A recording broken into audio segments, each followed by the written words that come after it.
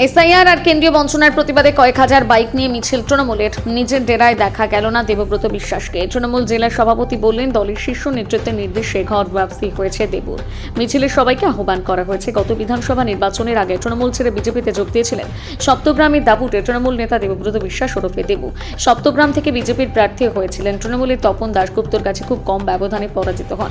6 বছর পর আবার বিজেপি ছেড়ে তৃণমূলে ফেরেন দেবু। তৃণমূল জেলা নেতৃত্বের হাত ধরে তার যোগদান ভালোভাবে নেননি দলের, বিশেষ করে সপ্তগ্রামের তৃণমূল নেতা কর্মীদের একাংশ। কয়েকদিন আগে তৃণমূল শ্রমিক সংগঠনের ব্যানারে বাইক মিছিল হয়। সেখানে দেবুর নাম না করে দল বদলুতের বিরুদ্ধে বক্তব্য দেন তৃণমূল শ্রমিক সংগঠনের সভাপতি মনোজ চক্রবর্তী।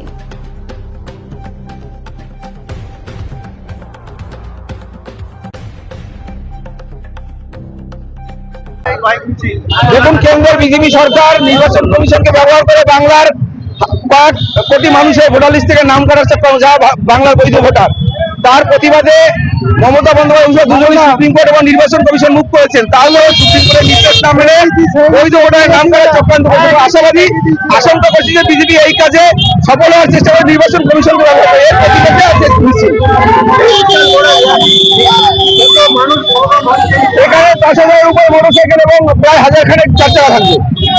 কোথা থেকে কোথায় যাচ্ছে? এটা টিমেই টাউনশিপ থেকে বলাগড় হয়ে হরিয়াদিক্ষী হয়ে মগরা 1, মগরা 2 হয়ে সপ্তগ্রাম পঞ্চায়েতে শেষ হয়, সপ্তগ্রাম বিধানসভা। কি মনে করছেন, এতে কি তত্ত্ব করা যাবে বিজেপিকে?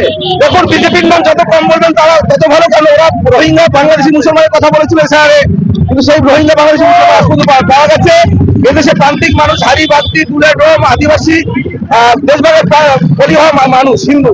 তো লাইনে তারা দাঁড়িয়েছে, কোনো রোহিঙ্গাও দাঁড়ায়নি, বাংলাদেশি মুসলমানও দাঁড়ায়নি। ওরা যা করছে বাংলা ও বাঙালিকে শেষ করার জন্য করছে। দেখুন, রাস্তায় যখন মানুষ বাঁচানোর লড়াই, সেখানে রাস্তা এক দু ঘন্টার জন্য অবরুদ্ধ হতেই পারে। এটা মানুষ বাঁচানোর লড়াই। দেখুন, বিজেপির নাম যত কম বলবেন ততই ভালো।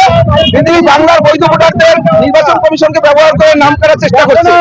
সেখানে তার মধ্যে মানুষ রাস্তায় নেমেছে, তৃণমূল কংগ্রেস নেতৃত্ব দিচ্ছে। আপনাদের নতুন জয়েন করা দেবব্রত বিশ্বাস, তাকে র্যালিতে দেখা যাচ্ছে। দেখুন, ওরা যারা জয়েন করেছে তাদের বলবেন, তবে একটা কথাই বলবো যে যারা এপাশ থেকে ওপাশ করে তাদের কোনো বিশ্বাসযোগ্যতা নেই। আমন্ত্রণ জানানো হয়েছিল, যাদেরকে যারা জয়েন করে তাদেরকে দল বলবো, ওটা বৃহৎ বিষয়, ওটা দলের বিষয়। আমি একদম এই র্যালিতে তাকে দেখানো হলো যে পরিমাণে লোক। দেখুন, আমরা মানুষকে নিয়ে তৃণমূল কংগ্রেস করি, কাউকে কিছু দেখানোর নেই। এখানে তৃণমূল কংগ্রেসের পুরনো দিনের সব কর্মীরা রয়েছে। হ্যাঁ, এবং তৃণমূল কংগ্রেস আজকে মহাসমুদ্র। ওর হয়ে লোক নেই, আপনাদের হয়ে লোক। দেখুন, ওটা দলের বিষয়। দল যে সিদ্ধান্ত নেয় তার বিরোধিতা আমরা করতে পারি না, এটা আমাদের নীতি নৈতিকতার বিরুদ্ধে। তো সে যা জয়েন করেছে, দল স্বাগত জানিয়েছে, বাকি কথা দলই বলবে।